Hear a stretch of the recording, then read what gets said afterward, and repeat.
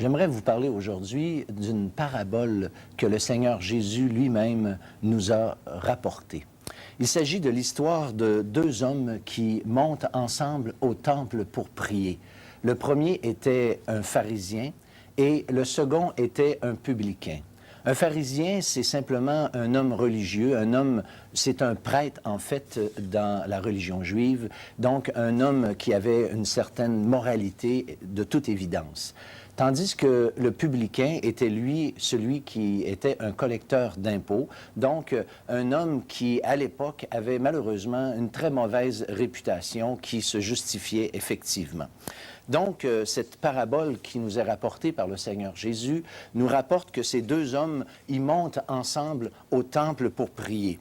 Et le premier, le pharisien, il se tenait là, debout, et priait ainsi en lui-même. Il disait, « Oh Dieu, je te rends grâce de ce que je ne suis pas comme le reste des hommes qui sont ravisseurs, ou même comme ce publicain. Je jeûne, dit-il, 2 fois la semaine, je donne le 10% de tous mes revenus. » Mais la parabole continue en nous expliquant que l'autre, le publicain, lui, se tenait plutôt à distance. Et c'est marqué dans la parabole qu'il n'osait même pas lever les yeux vers le ciel, mais se frappait la poitrine en disant « Ô Dieu, sois apaisé envers moi qui suis un pécheur. » Et dans le verset 14 de cette parabole qui nous est rapportée dans le chapitre 18 de l'Évangile de Luc, nous lisons ceci. « Je vous le dis, en vérité, celui-ci descendit dans sa maison justifié plutôt que l'autre. Je vous l'assure, dans une autre version, est-il dit, que c'est ce dernier et non pas l'autre qui est entré chez lui déclaré juste par Dieu. » Assez surprenant, l'homme religieux qui était le pharisien n'a pas été déclaré juste devant Dieu, tandis que celui qui avait mauvaise réputation et franchement, comme je l'ai dit, une mauvaise conduite, fut tant qu'à lui déclaré juste. Comment comprendre cet enseignement du Seigneur et en particulier l'expression « justifié » ou son équivalent « déclaré juste ». Ce principe qu'enseignent les Écritures est communément appelé la justification. Justification, déclaré juste sont équivalents. C'est l'idée que Dieu lui-même déclare et reconnaît une personne comme juste à ses yeux. En fait, on peut dire qu'il n'y a que deux façons d'être juste devant Dieu selon la Bible. D'abord, celui qui n'aurait jamais péché contre un seul des commandements. Faut-il rappeler encore le haut standard de Dieu tant qu'à ses exigences? Écoutez encore ce que dit la parole de Dieu. « Car quiconque observe toute la loi, mais pêche contre un seul commandement, devient coupable de tous. » Un peu comme une chaîne dont un seul anneau se brisait. Il en résulterait que la chaîne serait inutilisable. Il en est ainsi de la loi de Dieu. Pécher contre un seul commandement nous rend coupables envers toute la loi. Il devient vite évident que, sur cette base, aucun être humain ne peut prétendre être juste devant Dieu. C'est bien ce que dit la Bible. Regardez encore avec moi. Tous ont péché et sont privés de la gloire de Dieu. Et encore, il n'y a pas de juste, pas même un seul. Cela est précisément le problème du pharisien de notre parabole. Il se présente devant Dieu comme s'il n'avait jamais enfreint un seul commandement, ce qui est impossible dans les faits. Cet homme a voulu ignorer que même s'il était un homme religieux, il ne pouvait prétendre être juste devant Dieu. Il avait cru à tort qu'une certaine justice pratique lui assurerait l'approbation de Dieu. Pour Dieu, on pourrait dire, c'est tout ou rien du tout. Et il avait cru à tort aussi que la pratique de sa religion lui accorderait ce statut de juste devant Dieu. Je ne sais pas si vous réalisez un instant. Il jeûnait 2 fois par semaine. Ça veut dire que 2 journées par semaine, il s'abstenait de nourriture. Il donnait la dîme, le 10% de tous ses revenus. Je ne sais pas si vous faites vite un calcul, mais c'est énormément d'argent. Pourtant, Dieu n'a pas déclaré juste un tel homme. Il avait ignoré que même dans sa propre Bible, à lui, qu'il était supposé être capable d'enseigner, il est écrit « Votre justice est comme un vêtement souillé. » Voyez-vous, les bonnes œuvres ne sont pas propres aux yeux de Dieu. De toute façon, tenter de paraître juste par nous-mêmes devant Dieu est un jeu bien dangereux.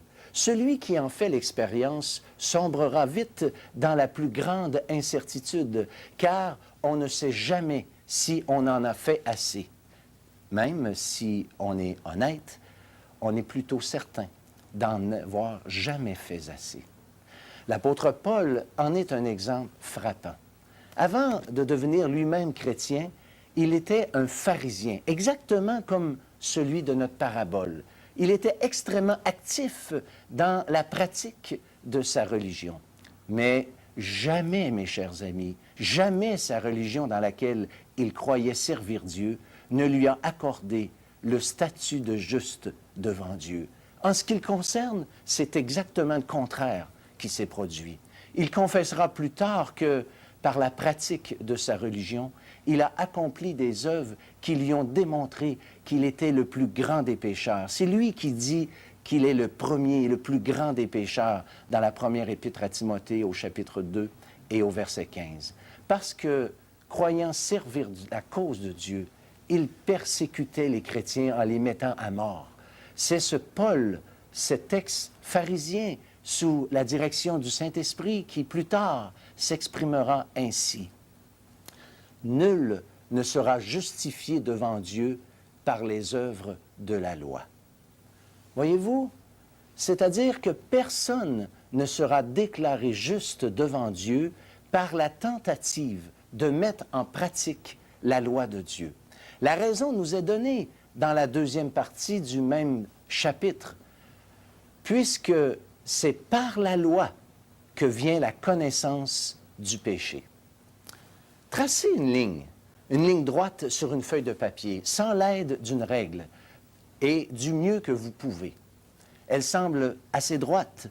Vous pensez que vous avez probablement assez bien réussi jusqu'au moment où vous en tracez une autre en parallèle, et c'est alors que vous constaterez que la ligne parfaite ne fait que souligner les imperfections de la première. C'est exactement le rôle de la loi de Dieu. Elle nous démontre que même nos bonnes œuvres ne sont pas droites selon la règle de Dieu. Si nous prenons, par exemple, le premier commandement que le Seigneur a qualifié comme base de toute la loi de l'Ancien Testament et des prophètes, il est dit « Tu aimeras le Seigneur ton Dieu de tout ton cœur, de toute ton âme et de toute ta pensée. Et voici le second qui lui est semblable, dit-il, tu aimeras ton prochain comme toi-même. » Chers amis, qui d'entre nous peut honnêtement prétendre avoir aimé Dieu de cette façon? Ne serait-ce qu'un jour, et que ce même jour, avoir aussi aimé son prochain comme lui-même. Reconnaissons que, à ce jeu-là, nous sommes tous perdants. Mais, me direz-vous, votre émission s'appelle l'heure de la bonne nouvelle et ce que vous dites là n'est pas très réjouissant.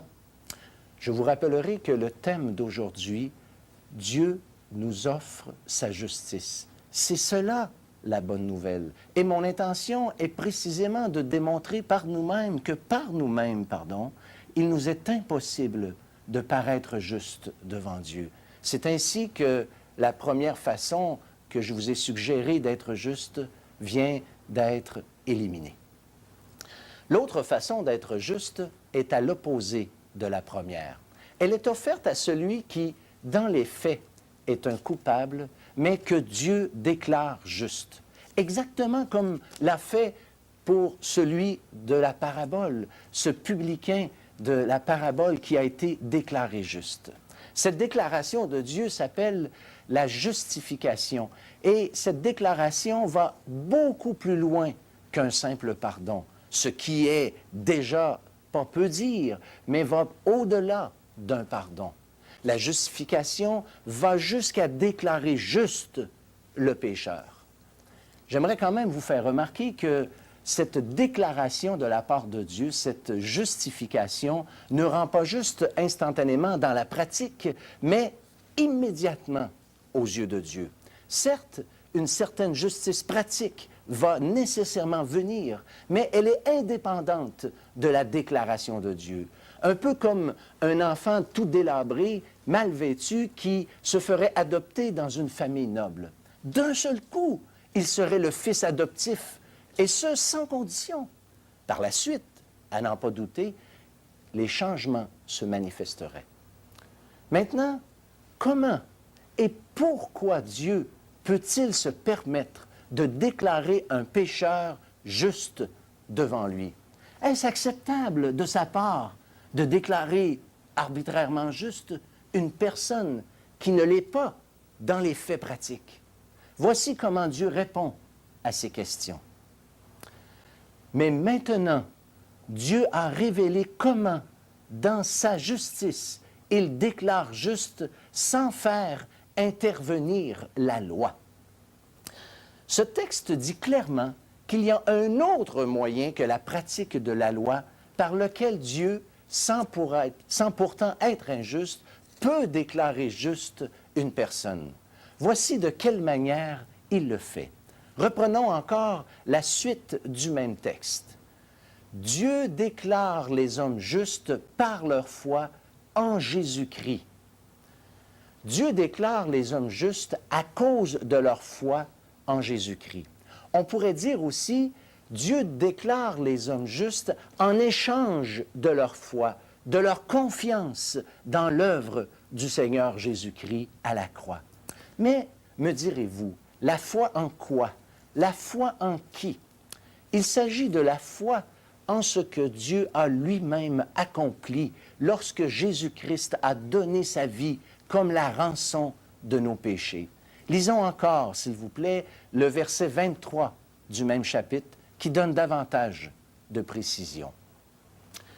Tous ont péché et sont privés de la glorieuse présence de Dieu.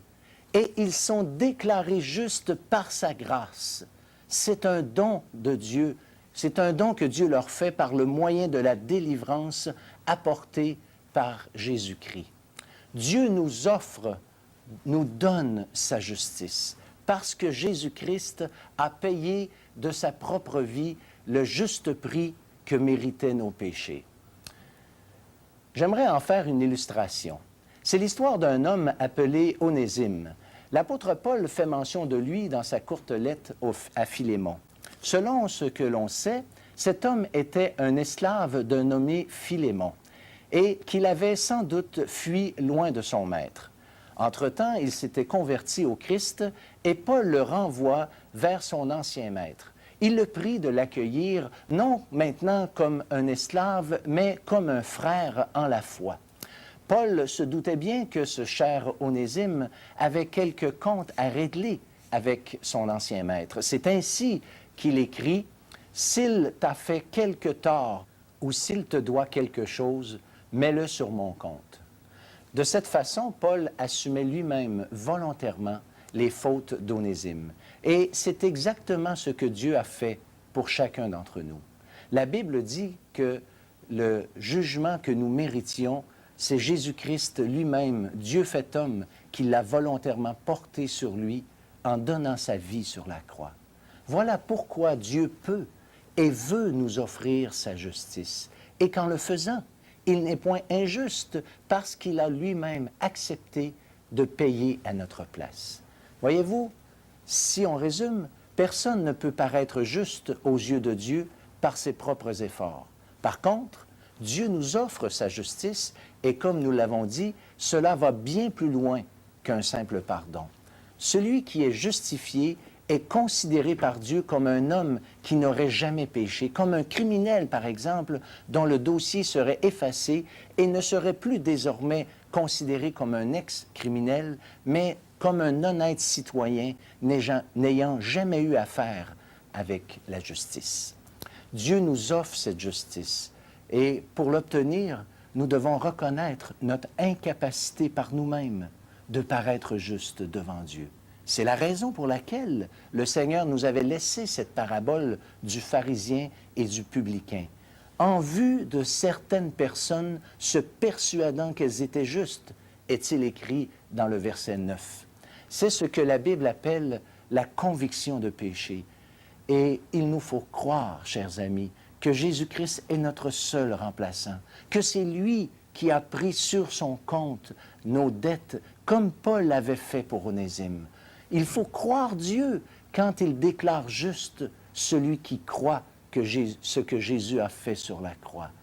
Et il est important de nous détourner de notre vie caractérisée par l'injustice et d'avoir comme désir d'être dans la pratique ce que nous sommes maintenant devenus aux yeux de Dieu lorsqu'il nous a déclarés justes. Vous n'avez qu'à lui demander, dans une simple prière, dans vos propres mots, de vous donner sa justice. Il veut le faire. Et si vous le faites, vous pourrez dire avec David, « Heureux l'homme à qui l'Éternel n'impute pas l'iniquité. » Et encore, avec l'apôtre Paul qui a dit ceci, « D'être trouvé en lui, non avec ma justice, celle qui vient de la pratique de la loi, mais avec celle qui s'obtient par la foi. » Chers amis, je vous invite à vous recueillir dans la présence de Dieu et de recevoir simplement cette justice que Dieu vous offre. Et Dieu reste juste même s'il déclare juste celui qui croit en lui.